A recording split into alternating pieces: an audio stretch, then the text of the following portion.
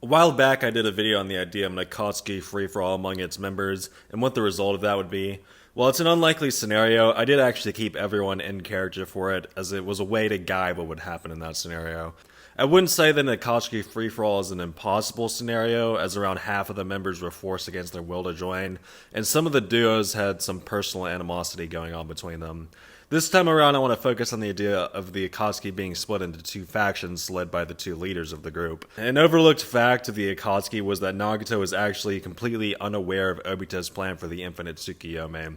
When Obito first approached him when Yahiko was still alive, he says to Nagato that he wants to help Nagato create his own world instead of help out Obito. Obito even says after this interaction that Nagato probably won't catch on to his true plan. Now, I do believe that Nagato did not trust Obito, as Konan did make preparations to fight him for years, but let's say that these two have a falling out for the sake of the video. I've always wondered what Obito would have done if Pain defeated Naruto, so we'll say that's the context for this video. We'll also say that all the Akatsuki members active at the beginning of part 2 are still alive as well. Alternatively, we could say that Nagato decides to confront Obito before the Akatsuki mobilizes to get ahead of the curve. Either way, this is how it'll go down. Pain will expose Toby as Obito and tell the rest of the Akatsuki that he has an ulterior motive for the Akatsuki. Obito will counter by explaining his plan for the infinite tsukuyomi as a way to hopefully gain support in this mutiny. Since the Akatsuki never seem to meet in person, we'll say that this goes down during one of their Zoom meetings. Because of this, it'll allow for both teams to prepare before meeting to fight in a neutral location. With that being said, I have to determine who's going to side with who, so I'll work my way from the bottom to the top of the Akatsuki and explain my reasoning for each placement. After that, I can talk about strategies we could see from both sides and the likely outcomes of this fight. But before I get into that, I want to get into this video's sponsor. This video's sponsor is Atlas VPN. Atlas VPN is a virtual private network that encrypts your data and hides your location when you're using the internet. And there's never been a better time than right now to get Atlas VPN. And that's because they have a Black Friday deal where you can get Atlas VPN Premium for just $1.70 a month, plus 6 months extra and a 30-day money-back guarantee. You can take this deal by clicking the link in the video description below, but be sure to be quick because this is a limited time offer. And Atlas is so much more than just a VPN that protects your personal information.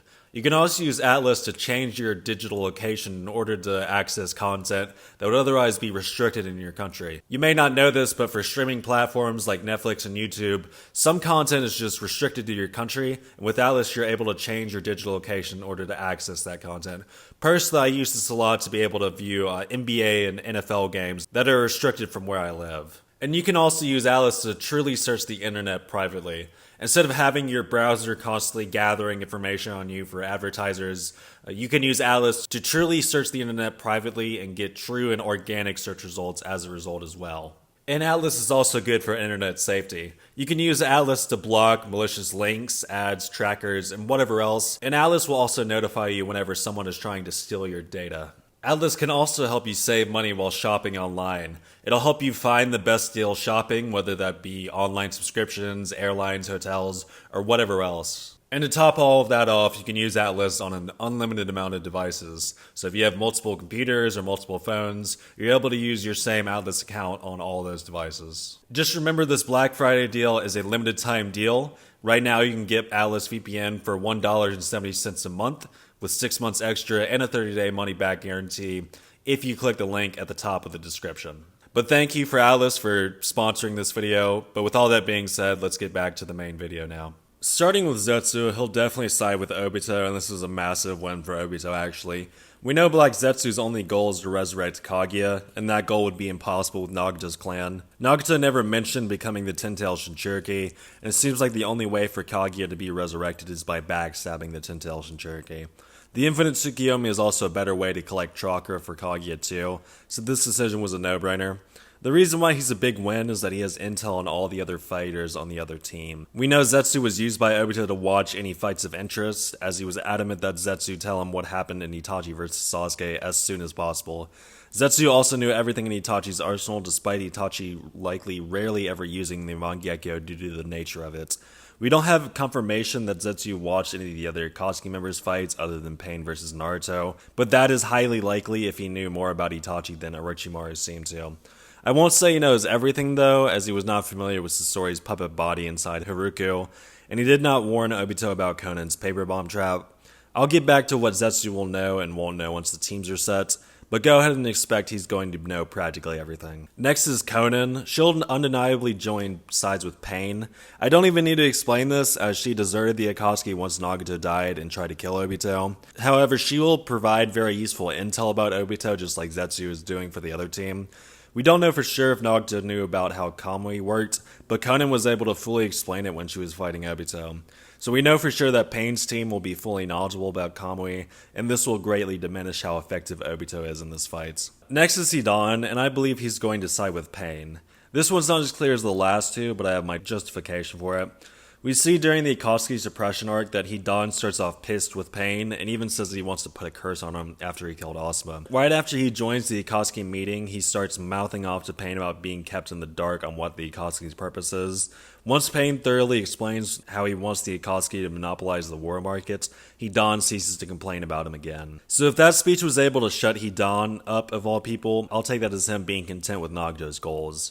A world full of non-stop war would sound very attractive to his religion, in my opinion. I also don't see him prescribing to the idea of an infinite tsukuyomi, since he can't practice his religion in that scenario. He also would not be motivated to join the heavenly idea of an infinite dream, since he was already very passionate about his own religion. Hidan won't be able to work as an informant in this fight like the last two.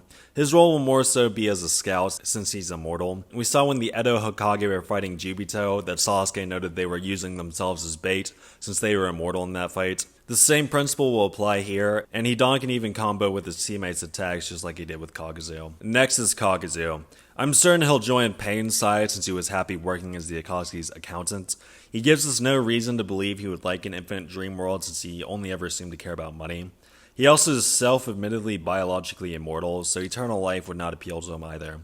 Him joining Pain's side is extra fortunate because he already has chemistry with Hidan, and he can also be used like a tank for his team since he specializes in durability. Next is Sasori. Sasori was the hardest to place, and he's the only person I can see being a toss-up, but I have to place him on Obito's team.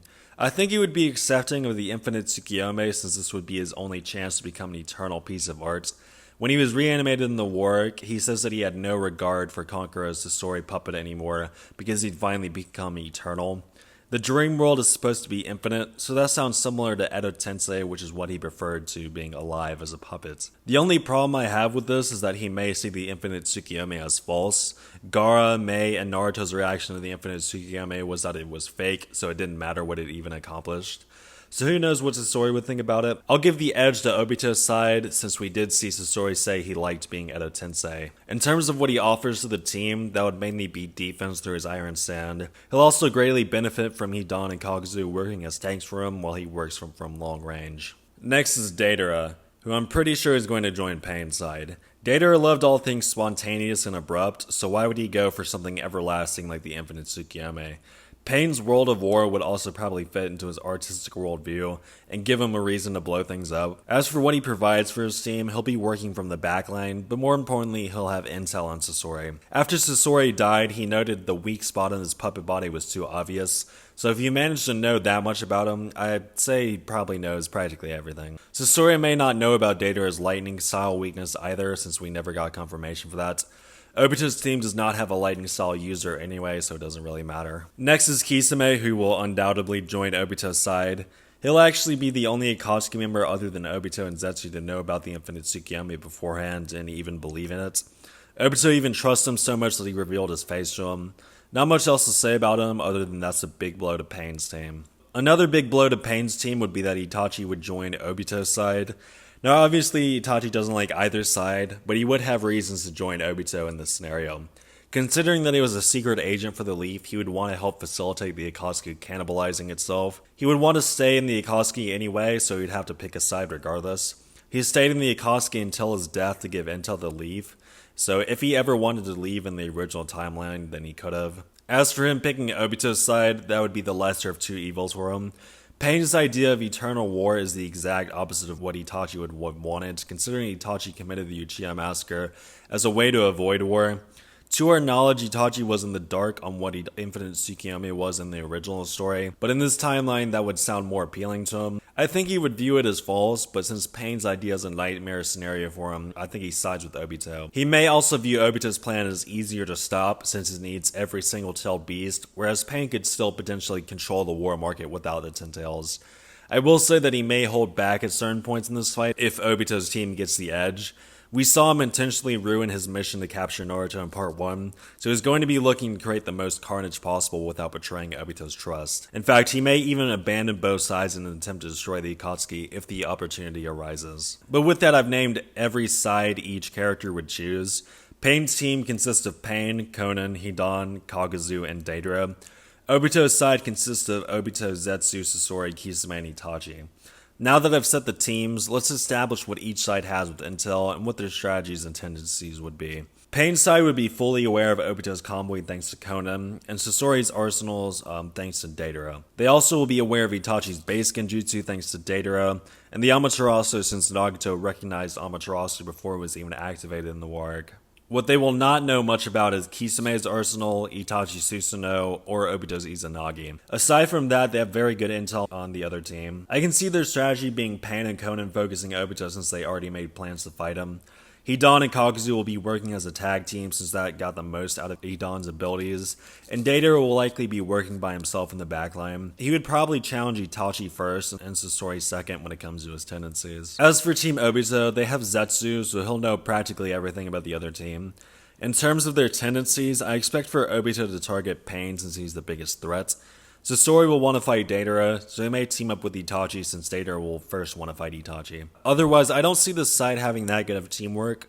Only Itachi and Kisame have worked together, and we don't even know what that looks like hardly. Pain's team has 2 duos on it, and Deidara works fine by himself since he's going to be in the backline anyway. Now, with all this being established, I'm going to talk about who I think would win between these 2 teams on a general level, before talking about the scenario I envision happening. This is because with this many fighters, there are way too many possibilities to account for. I will end up saying what I think is the most likely sequence of events, but I acknowledge that there are many other sequences that could realistically happen.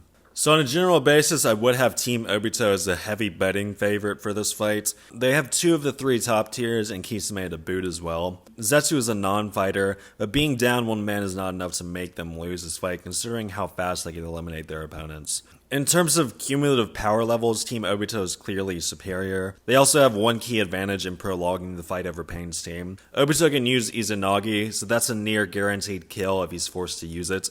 Konan did not know about Izanagi, so no one else on Pain's team would know either. It would be very useful in an in-game scenario, although I should know that the Obito has to activate it before he dies. So if he were somehow to die abruptly, he would not be able to do this. On the flip side, Pain would not use Rinne Rebirth for this fight since that would kill him. I know Rinne Rebirth is a bit unclear on if it kills the user, but we did see in the war that it is confirmed that it does kill the user. When Madara mentions that Obito needs to Rinne Rebirth him, Obito says that he will not self-sacrifice himself, and later when Obito is going to Rinne Rebirth after being defeated, he says it will kill him. How Obito survived performing it is its own rabbit hole, but under normal context it does kill the user. The Naraka path has also only been shown to repair bodies, not revive them. We've only seen it repair passive Pain, but I don't see why it can't repair Pain's team here since the passive Pain are just human bodies too. So overall, I heavily favor Obito's team in this fight. The only chance I see of that not being the case is that if Itachi switches sides. His goal in this scenario would be to defeat both Obito and Pain since there would be no Akatsuki without a leader. I just don't see this opportunity arising as I don't think Obito versus Pain is going down to the wire since Obito has better teammates. Just because I favor Obito's team does not mean he may win in my scenario though, so let's see what happens and what I think is the likeliest scenario out of many. So to paint a picture for how this would start, I'll establish what the initial matchups will be. Kakuzu and Hidan will be on the front line for Pain, and Kisame will be on the front line for Obito, with Sasori supporting him from long range. Deidara will be ignoring everyone else and focusing in on Itachi, which will cause Itachi to have to only focus on Deidara as well. I also believe that Pain and Konan would confront Obito early on, and Obito would allow it. I think both leaders would want to get involved early because they're going to need the members loyal to them to survive after this fight to carry on their plans. Pain also would be wary of Obito simply teleporting away if his side begins to lose. So we have 3 separate fights here that will all be going on at the same time. Pain versus Obito will be a drawn-out fight, so let's look at the other fights first. One thing I am sure about happening here is that Itachi is going to be controlling Deidara with Genjutsu. We saw in Deidara's fight against Sasuke that Deidara fell under his simple Genjutsu several times in that fight, despite taking many precautions against the Sharingan. Sasuke was so proficient with this that he convinced Deidara twice that he had disintegrated from the nano-explosives. So if Heavy Sasuke can do that, just imagine what Itachi'd be able to do. I think what he most likely does is use Deidara against his own team. If Sasuke could create the illusion of disintegrating twice in their fight, then it would be very easy for Itachi to swap who is who in Deidara's mind. He could easily make Deidara think Kakuzu is Kisame, for example, and then just keep doing things like that. It'd be near impossible for Pain's team to break Deidara out of this Genjutsu since he's in the air. People like Konan, the Animal Path, and Kakuzu's Mask could try and approach him, but that detracts from their fights. It would be difficult if Itachi makes Deidara dodge them. I doubt anyone would anticipate the first explosive coming anyway, which is scary for Team Pain. Kakuzu and Hidan are already having to fight Sasori and Kisame, but if you throw in Deidara attacking them from behind, it's over. Hidan got blown into pieces by Shikamaru using paper bombs, and that explosion was nowhere close to the level of Deidara's C2s. You can make the argument that Kakuzu can tank those with his diamond skin, but Hidan stands no chance in the situation. After that, Kakuzu would be in a 3v1, which is not remotely close to winnable. While all that's going on, Obito and Pain will have been fighting each other, and that will have gone nowhere most likely. Obito is facing a 7v1, and all the paths of Pain have shared vision. I don't think he'd be able to pull off defeating any of these fighters before Hidan is killed by Deidara. Even if Obito can grab someone off guard, the Diva Path can push or pull him away. Kamui has only shown the ability to pass through physical objects, so I see no reason why Pain can't manipulate gravity to move Obito. The problem for Pain is that even though he can move him around, he can't kill him. The only non-physical attack Pain has to use is the Human Path being able to rip out souls. The problem with this is that it's been shown that to use this ability you need to get a solid grasp of the person before ripping out their soul. So even if they manage to get the Human Path to touch Obito, he'll have plenty of time to react by becoming intangible. If Minato wasn't landing attacks on Obito using his normal methods, I doubt the Human Path would be able to pull this off in time. This brings us to the point where Hidan dies, and I think Pain will notice the friendly fire if this is an open battlefield. We'll be generous and say this is a wide open field since Pain's team was the underdog coming into the fight. If he sees Hidan blown up by Deidara and Deidara acting erratically, I don't think it would take long for him to realize Itachi is controlling him, especially if Itachi is just sitting there doing nothing. Pain would first try to eliminate the threat by universal pulling Deidara out of the air next to him. After breaking him out of the Genjutsu through touch, they're put in a difficult position here. They can't just leave Deidara alone since Itachi has easy control of him, but they can't afford for Deidara to exit the fight at this point either. I don't think this is up for Pain to decide though, as Deidara would be livid. He got progressively angrier at Sasuke in their fight, and Sasuke kept tricking him over and over. Itachi is even more of a trigger for Deidara. After realizing Itachi fooled him into killing Hidan, Deidara would go straight into using C4. The same thing happened in this fight against Sasuke. He was first sulking when Sasuke destroyed his C2 dragon along with his landmines, and then said he was going to use C4 despite saving that for Itachi. Pain doesn't really have time to try to tell Deidara what to do if Obito starts interfering, and I think he would allow Deidara to use C4 as he would need Deidara to get productive quick before Itachi takes control of him again. The problem is that C4 nano explosives are too dangerous for both Itachi and Obito to ignore. Obito is aware of what C4 was when Deidara brought it out against Sasuke, so in this situation he can't let Sasori and Kisame be at risk, since they can't see chakra like he, Itachi, and Sasuke can. Before the C4 clone is set off, Itachi could easily Amaterasu Deidara, or Obito could teleport behind him and neutralize him. Even if you want to argue Deidara dodges Amaterasu, there's no way for Deidara to dodge Obito teleporting behind him on his clay bird. At that point, Deidara is done one way or another. At this point, Kakuzu is toast against Itachi, Sasori, and Kisame. After that, Pain and Konan are left all alone to face the entirety of Team Obito. There's no numbers advantage at this point, and Zetsu should have plenty of intel on Pain's abilities. The one thing Pain has left is planetary devastation. A village-sized almighty push is not really viable since the Diva Path is powerless afterwards, and it doesn't guarantee kills. Planetary devastation does guarantee kills if it's completed, but I don't think this is going to work in this situation. Obito himself can just teleport away, but he also has the opportunity to teleport his teammates away as well. It's been portrayed as a lengthy jutsu, considering that Itachi, Naruto, and B could formulate a whole plan to stop it before it was even close to being completed in the war arc. Destroying it is also possibly on the table with them using their strongest attacks. We know a tailed beast bomb and a giant Rasen shuriken could do it, but we don't know how much of an overkill that was. Regardless, Obito should be able to save everyone long before the completion. At this point, Pain's exhausted all his options. Each path of Pain almost has to one-on-one an Akatsuki member, and that's just not happening. Obito and Itachi by themselves are often argued to be capable of beating Pain one-on-one, so them working together with Kisame and Sasori supporting should not need to be explained for why they would win. In this scenario, we see an absolute stomp, but maybe that was more likely than I had first realized. Itachi and Obito already had the advantage of having two top tiers, but they also took Kisame, who's commonly seen as the next best Akatsuki member below them. It's also very reasonable to say that Itachi would control Deidara in this fight, so that just makes it impossible to win at that point. Even if you take that away, the odds were heavily against Pain's team anyway. In my scenario, I don't see Itachi getting the opportunity to kill Obito because the fight would be too lopsided. Even if he just stalled against Deidara as a way to make the fight closer, I don't favor Kakuzu and Hidan versus Kisame and Sasori. I could try to write the most favorable scenario possible for Team Pain, but it would take a lot for them to overcome two top tiers as opposed to one. Even if I threw out ideological preferences, it would be hard to create fair teams since there are an odd number of top tiers. The weaker members of the Akatsuki are too close in power to make up for the top tier imbalance. That's all I really have to say about that though. I was hoping for a closer fight or closer teams, but I don't see a way to make it fair because of that top tier imbalance. Anyway, if you enjoyed this video, please leave a like and subscribe if you want to see more videos in the future. Comment something if you have something to say. And thank y'all for watching, and I guess I'll see y'all next time.